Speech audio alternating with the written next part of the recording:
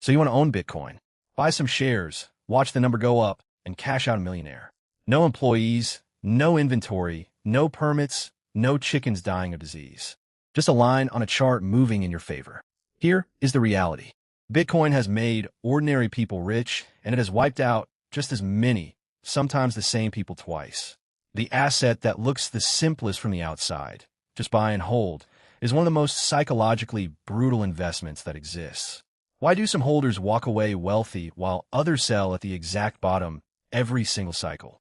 To understand that, we have to separate what you're actually buying, because owning Bitcoin isn't one thing. There are three completely different ways to get exposure, and most people don't realize they're choosing between them. You could buy actual Bitcoin directly on an exchange and hold the private keys yourself. You could buy Bitcoin on an exchange and leave it in their custody. Or you could buy a spot Bitcoin ETF, shares that trade on the stock market, and track the price without you ever touching an actual coin. Each of these carries a different risk, a different cost, and a different relationship with the asset. Choosing the wrong one is how people lose money before the price ever moves against them. Start with direct ownership.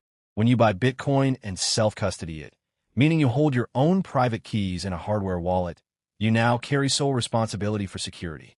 Lose that key, and there's no customer service line, no password reset, no FDIC insurance. Billions of dollars in Bitcoin sit permanently unreachable today because someone lost a hard drive or forgot a passphrase.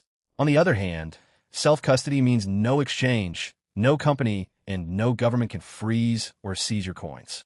That trade-off, absolute control against absolute responsibility, is the core decision in this asset class. If you buy through an exchange and leave it there, you've simplified the security problem but reintroduced a different one, counterparty risk.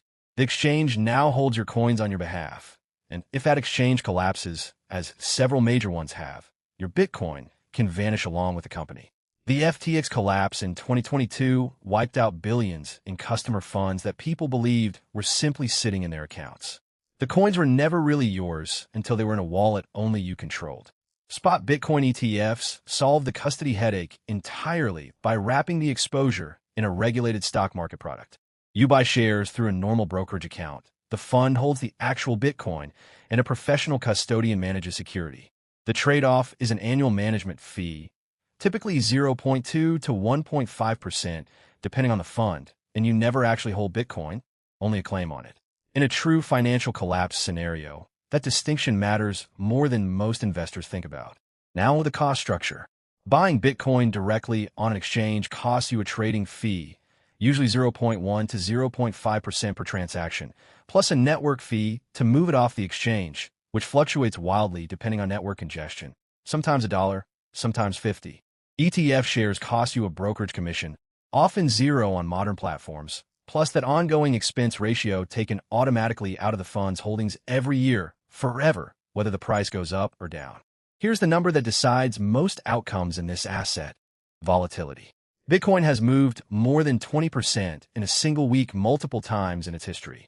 A $100,000 position can become $60,000 in a month, and it has happened repeatedly. The 2021 peak near $69,000 was followed by a drop below $16,000 within a year. People who bought at the top and held through that drawdown are only in profit today because they didn't sell. People who bought at the top and sold near the bottom locked in the loss permanently. The chart doesn't create the loss. The decision to sell during the drawdown does. Then there's the halving.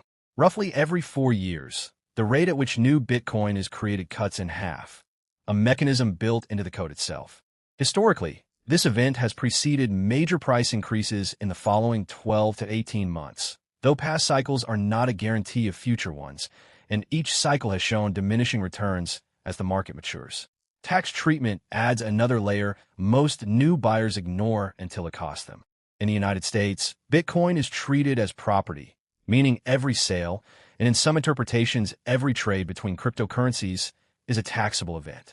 Sell within a year of buying and you're taxed at ordinary income rates, which can exceed 35%. Hold longer than a year, and you drop into long-term capital gains rates, typically 15 to 20%. That single distinction, timing, has determined more after-tax wealth than almost any trading strategy. The people who've actually built lasting wealth from Bitcoin share one trait more than any other. They didn't trade it. They bought, secured it properly, and simply didn't touch it through years of brutal drawdowns that convinced almost everyone else to sell. The technology matters. The math matters. But in this asset, the single biggest determinant of outcome has never been strategy. It's whether you could survive your own psychology long enough to still be holding when it mattered.